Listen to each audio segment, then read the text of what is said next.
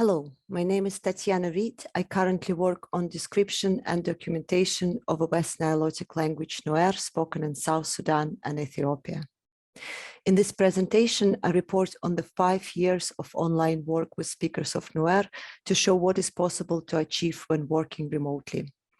I will also put my own 2-penny worth to the discussion of where do we go from now in building relationships and refining approaches for collaborating with indigenous communities. I will first give a background on Nuer and its speakers, followed by my own background. I will then take us to the beginning of my online work with the speakers of Nuer. I will talk about finding participants online and organizing community workshops online. I will then describe documentation techniques when working online. And finally, I will speak about where do we go from now. Nuer is a major West Nilotic language spoken in South Sudan and Ethiopia. The language has complex phonology and morphology. Researching a language like Nuer often requires access to good quality recordings to supplement subjective perceptual impressions with instrumental measurements. As for the speakers themselves, there are about 1.7 million of speakers that include a large diaspora around the world. The availability of the diaspora was crucial to my work because as I work with the South Sudanese Nuer dialects, it is easier to access speakers outside of South Sudan because the internet connection and other relevant facilities are underdeveloped in this country. Also, many of the people who live outside of South Sudan, especially in East Africa, have virtually no way of earning a living. So working with me as language consultants is economically viable for them. I came to the academia relatively late, having had a career in community arts and community education. So as an undergraduate student of linguistics, I was naturally drawn to work with language communities. From the outset, my main concern was, what do the language consultants get out of working with me? Of course, there was an element of instant remuneration as I work with the communities where financial remuneration is a norm. But because I saw from early on that the people who were drawn to my projects enjoyed working on the language, I knew that my mission was to see that these people get skills that will enable them to develop professionally. Back when I started working in South Sudan in 2009, I could only work with language consultants when physically present in the field. That meant that there was no continuity. So when I was away from the field, people that I worked with had no way of practicing or implementing the skills that they were learning. All of this changed in 2017 because of the advancements in the global connectivity. And this is where the story has begun. In 2016, I arrived to Kenya to conduct fieldwork with the Nuer diaspora for my PhD. Through word of mouth, I was able to find a number of speakers. One of them, Rebecca, pictured here, became my main consultant. At the time that we met, Rebecca was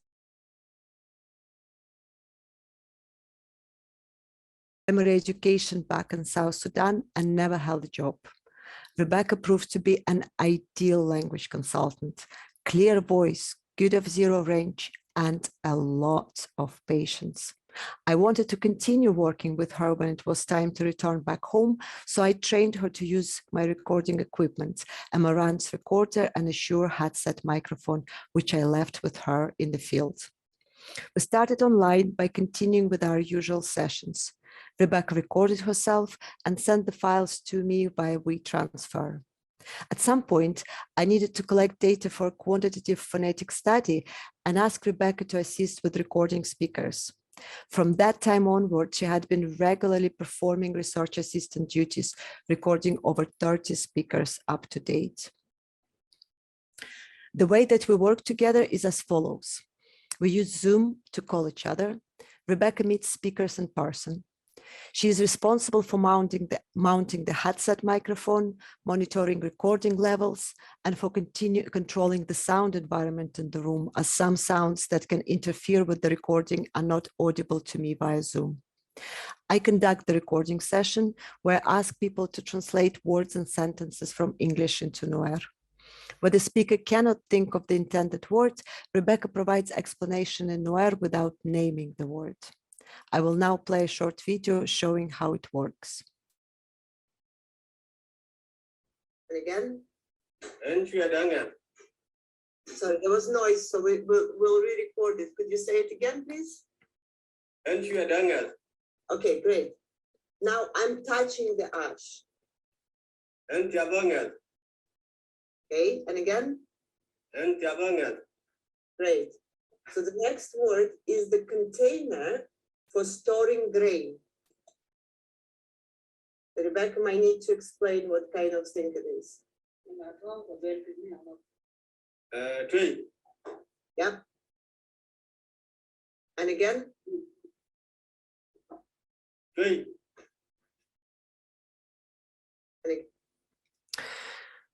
Moving to the question of how to find speakers when working remotely, the last 5 years had taught me that it is entirely possible to find speakers online. To do this, I joined thematic groups on Facebook and place calls describing the nature of work. These posts usually say that I'm looking for a native speaker of language X to record some words and sentences. I then communicate with those who replied by text messages and take it from there. So far, I have been very successful with finding speakers of Nuer and also speakers of other languages, including languages of South Africa and Southeast Asia. In a way, this method of finding speakers is not that different to a situation where you come to a new place and look for speakers online. With internet communication increasingly becoming normality around the world, I find that people do not mind talking online to strangers who show interest in their language. In addition, if you have been working on a language for some time and have some outputs and knowledge that you can share, I'd recommend starting a Facebook group and creating a website. We have done this for Nuer by creating a website called Nuer Lexicon, which is the largest collection of Nuer vocabulary up to date. Here is the sample of how it works.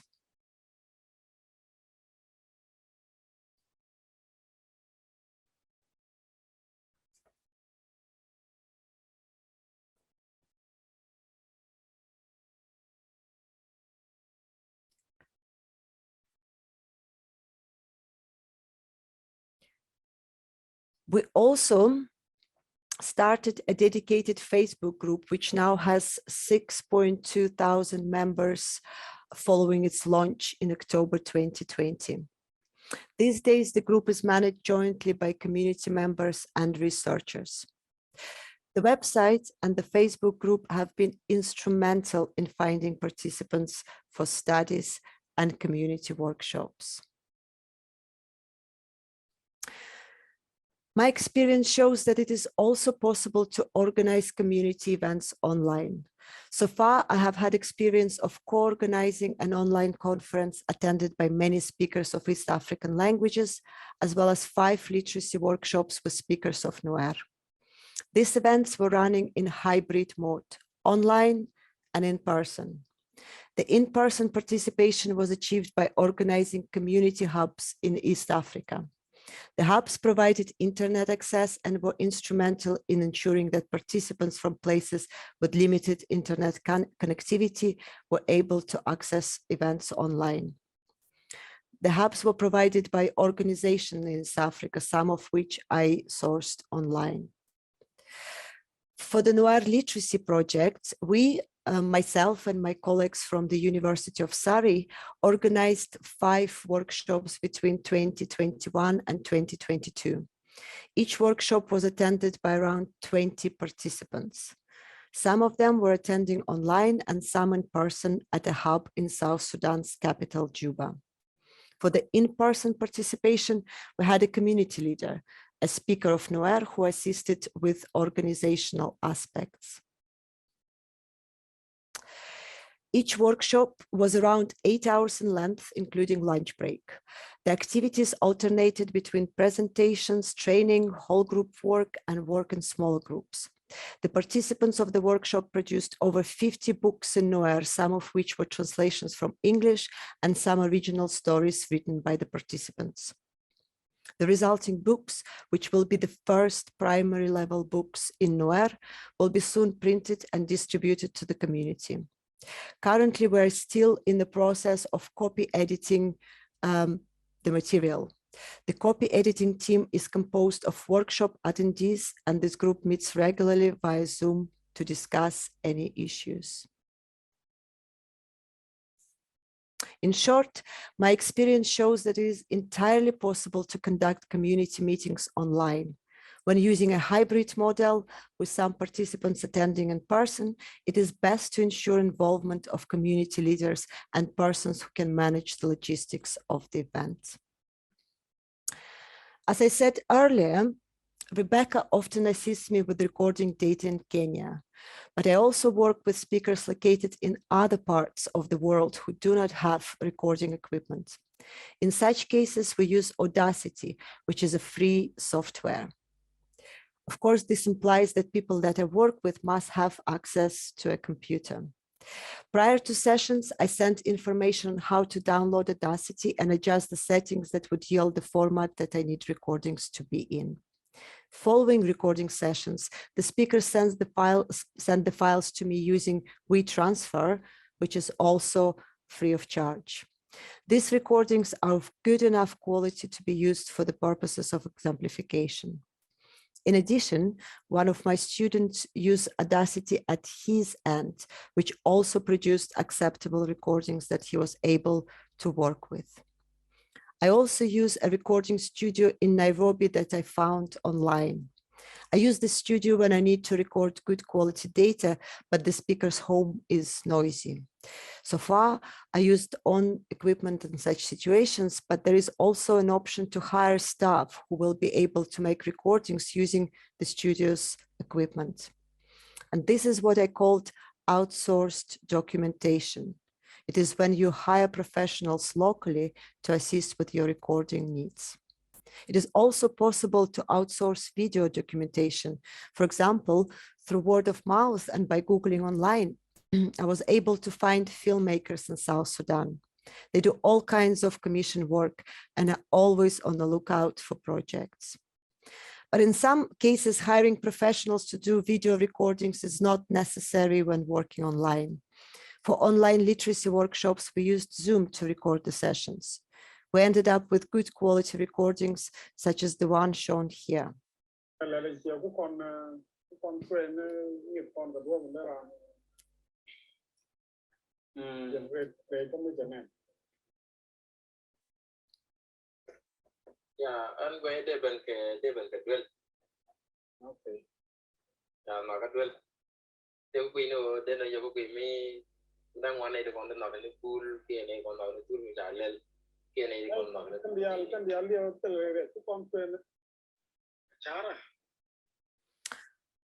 In addition, we ask participants to film using their mobile phones. Here is a short video of a participant using his phone to record a video diary. And I especially like the arty backgrounds.